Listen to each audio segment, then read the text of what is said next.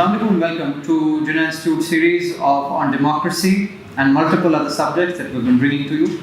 And today we're honored to have with us an academic, Afiya Shehrbano Zia. We're going to have a candid conversation around some of the themes that we are routinely confronted with but don't really understand because they're theoretical, they are stuck in jargon we don't necessarily understand, but they do have direct implications on who we are and how we think in society that is on the move and in constant transition in Pakistan. Afiya, thank you for joining us. Thank you. The first question from me would be, what is the feminist project within democracy? So partially, feminism in Pakistan has been intertwined with democratic movements or a push or lobbying for the return to democracy, really. Because I would say that perhaps the feminist departure from women's rights, from normative women's rights issues, date back to even from partition, really, right? Yeah. Been several waves of it. But I think the feminist departure came around General Zia-ul-Haq's dictatorship, and it took on a more radical flavor, more radical characteristics. But the intertwining was important because it sent the message out that feminism means more than just democracy, right? More than just a return to democracy. It means influencing what kind of democracies were. Right. So that was one thing. I think the other coincidence or other influence on Pakistani feminism and its relationship with democracy was, of course, the fact that it was Benazir Bhutto, the first woman prime minister in the Muslim world, who took on a very sort of she caught the imagination of women and marginalized and peoples, and was an important symbol for religious minorities also. Mm-hmm. Now, since we had undergone Islamization campaign, the religion question also became intertwined at the same time. So it's a very interesting seed. The seeds of feminism and democracy are intertwined with other strains, if you like. The project, I think, then became and continued until General Musharraf's time to do with how many women we can get into politics, right? Mm-hmm. How many women will be leaders in parties? Because obviously it wasn't just one Benazir Bhutto. There was, at that time in South Asia, other women prime ministers in Muslim world also. Yes. In Turkey as well at that time.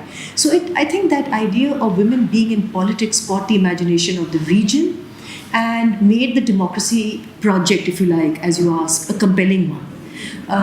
But it wasn't at grassroots levels, if you like. So the NGO movement became then very involved with democratizing the ground, democratizing and preparing the ground for women to emerge as leaders rather than being dynastic leaders or coming from top. So I think that's an ongoing project. It's a very interesting history. Aisha Khan's book on women in politics and the women's movement addresses a lot of these issues. And what's interesting now, and that's also part of the feminist project, is we must document this history. And feminists have perhaps produced the richest literature of the Zia-ul-Haq period. And now there's a lot of literature coming out because they're younger feminists. Feminism is taking on a different, is going in different directions now. It's not just focused on the state, on democracy, on political parties. So I think that expansion of feminist interests beyond just the democracy question. But it's a good time to be asking this question because today today Maryam Nawaz has just been arrested, and yesterday I was saying at your event that, she is going to emerge in some form or manner as an icon of democratic possibilities, options, alternatives. So Afiya, about icons, icons, and you mentioned Benazir and Maryam Nawaz is also leading through Punjab. Icons have been accused of kicking the ladder from under them. They're also accused of tokenism, women leaderships, and one can be cynical about this in so many ways. There is also a critique of having women in parliament who don't necessarily do anything. These are questions that we have answered to some extent. This is one. And number two, is representation and having more women in parliament in positions of authority necessarily a feminist one? It's not necessarily a feminist one, or it's not exclusively a feminist one, let's put it that way. But it is necessary. If you don't have women in politics, And if you don't have women representatives at within any political institution, let's not just say just parliament, but in any state institution, you'll notice, as we do in Pakistan, if you don't have them in planning and development, that whole department is gender blind. And the same applies to every institution. So it's critically important. I mean, if the corporate sector in the United Nations gets it, certainly the Pakistani state and government can too. So, but why it's important, perhaps there's more stress on it with regard to legislature, is that when you make laws, it's not just how the final law that matters, it's the entire process that goes into it.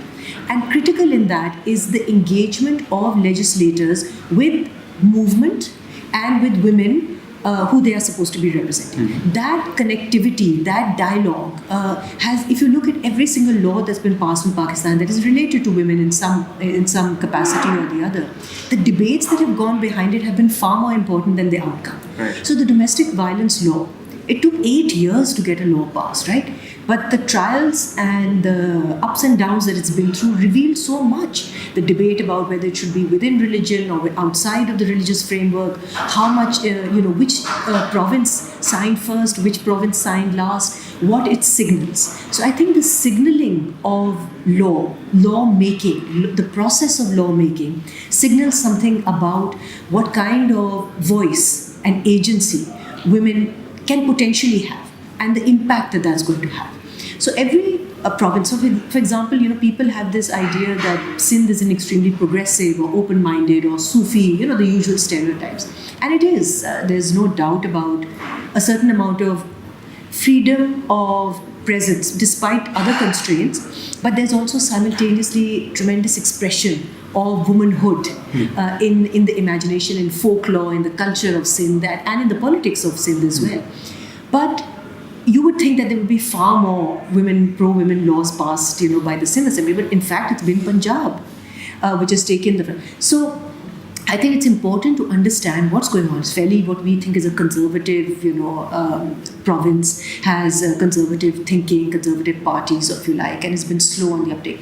But I think what the Punjab government realized is women are this incredibly important symbol for progress and for going against the grain.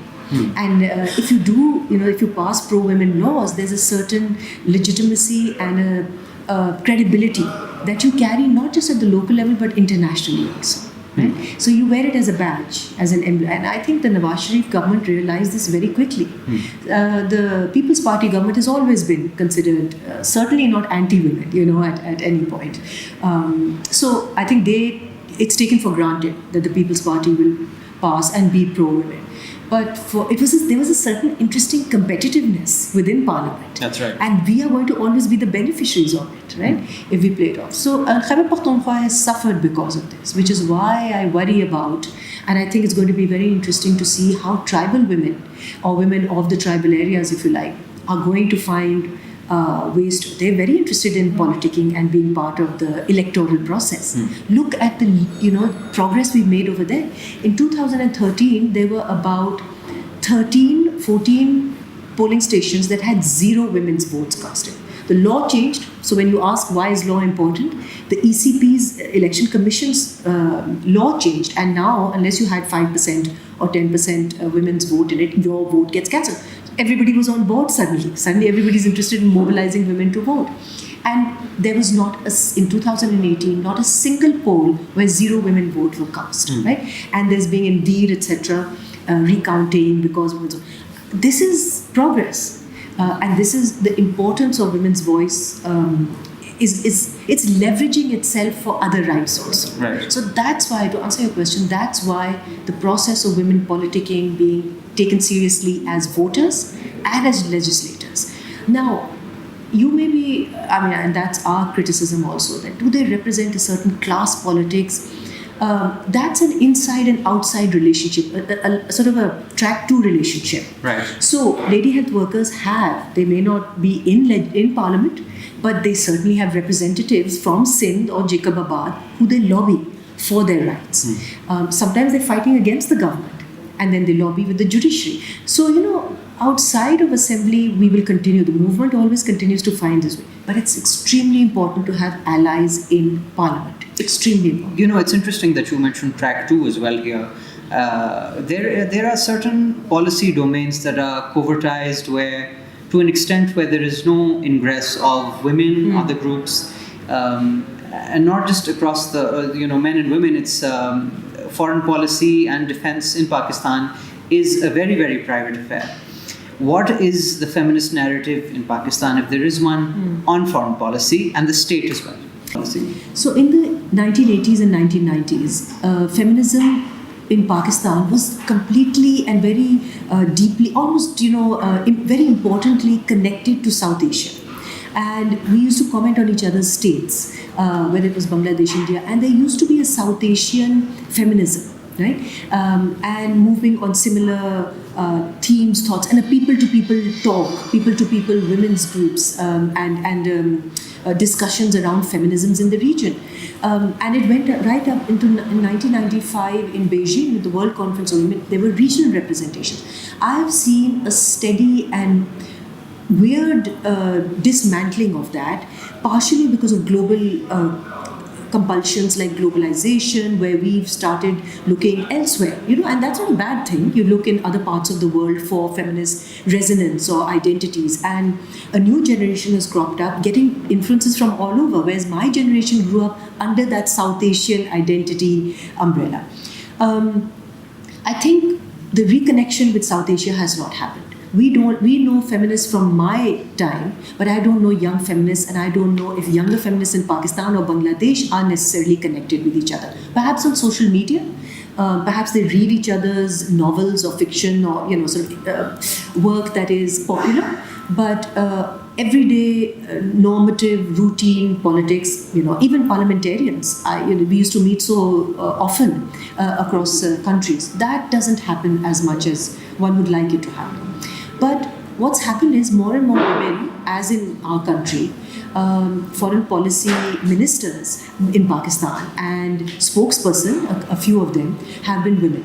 And I think the importance of that, one always asks, is it, like you said in the beginning, is it tokenism? I don't think it's tokenism. For the first time, I saw men of my father's generation sitting and listening to Jinnah Khan, right?